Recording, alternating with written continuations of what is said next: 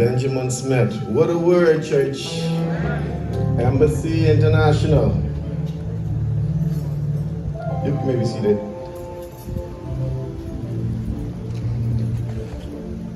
You left me speechless. You left me speechless, Pastor. 21 years ago, you spoke the very same words over me. You have always been a man of God. I remember I was 28 years old when I formed the Bahamas Democratic Movement. I was a young person, wanted change, wanted to bring something new to this country. And we were fighting because we wanted more.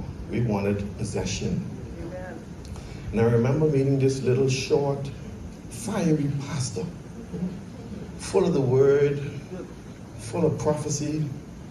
His hair was black, my hair was black. And from that day on, 21 years ago, we will always remain close, good friends.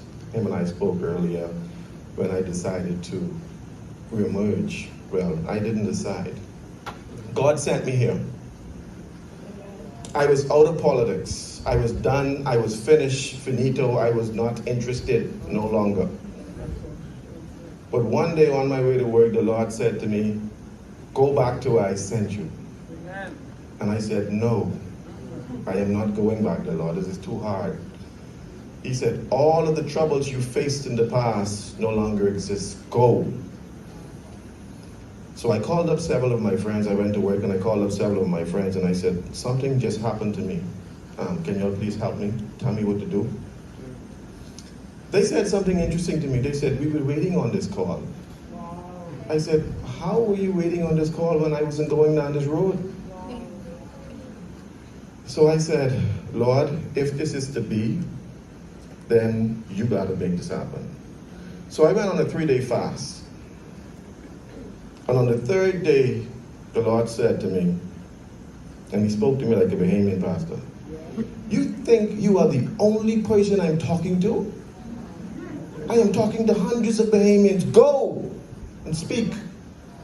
And my word, your words will resonate with them. And I said, yes, Lord. When he talked like that, I said, yes, Lord. Because I've been in the kingdom for a long time, and I understand what discipline is. And I finally realized why he sent me. 20 years ago, we were fighting because our national debt was $2.8 billion. Now it's $10 billion. Our national debt is equivalent to our gross domestic product, 100%. If you want to go get a loan, if your debt to GDP ratio is more than 35%, they won't give you the loan. The Bahamas debt to GDP ratio is 100%. Hear me, church. Hear what the word of the Lord said today. Today, we are number 6 in the world in cancer. We have 155,000 people diagnosed with diabetes, 40% of our nation. That's right. Church, the number 1 killer of Bahamians is hypertension. That probably constitutes about 60% of our nation. So not only are we broke, we are sick. So this is why the Lord sent me. Because we are going to rebuild the Bahamas.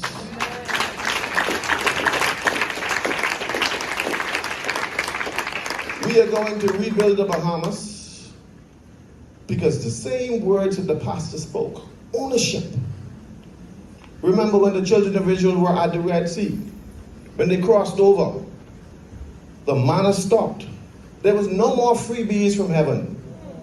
No more freebies. There was no manna. So now we have to dig our own well, grow our own crops, plow our own land. This is what the new Bahamas is going to be. We are going to build the best agriculture industry in the region. We got to do it with our own hands. Church, remember the manna stopped. So in order for us to be number 1, we got to expect that we are excellence. And in an embassy, all embassies around the world expect nothing but excellence. So our people, you, We have to do something different. The reason why the pastor said, if you expect change, you will end up with change in your pocket, is because our dollar is about to be devalued. We have a $2 billion money is propping up our dollar, our currency. $2 billion. $2 billion. We are drawing down on that now to the tune of 600 million. So the very same thing that is holding up our currency is about to be depleted.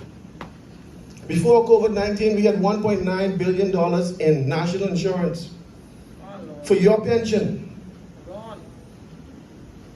All almost gone. So me and you ain't got no more pension. We got pen, but no shun. And so, the new generation of Bahamas, the new architects of the modern Bahamas, we have to expel the pirates and restore commerce back to our nation. I always wonder why the Lord sent me back, but I understood why. I understand why now. Because we got to heal our nation. Our policy is the best of the best. We have to make the Bahamas #1 in everything. In education, there is no nation in the Caribbean will be #1 like the Bahamas. We will be the best in education in public and private school. We will be the best in healthcare. We will create the best healthcare system in the region. And this is why I'm here to tell you, time for something new. And we have to do something different. We are dying every day. The stench of death reeks throughout our country. Every day.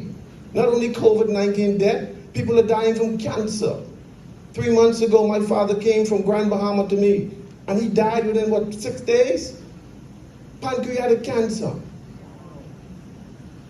So I feel it, you feel it, and all of you know. I can ask you to raise your hand. How much of you know somebody who died from cancer? Raise your hand. Or who have cancer? It is killing us. So we got to rebuild the Bahamas. We cannot allow this to continue, because along this trajectory, we will have no nation. And so I am here to say to you, open up your arms to change. God is doing something different. I didn't want to be here. I was fine in retirement. But God is saying to you, the voters, the citizenry, you are the ones with the control in your hand. You are the ones who have to make the change. We are presenting ourselves. We have put together a 40-year plan for this nation. For 40 years, for a next generation of Bahamians. That's how we're going to make the Bahamas great. And only then, all of you will be able to lift up your head to the rising sun. Because that's what we want to do, to make the Bahamas great. God bless you, Pastor.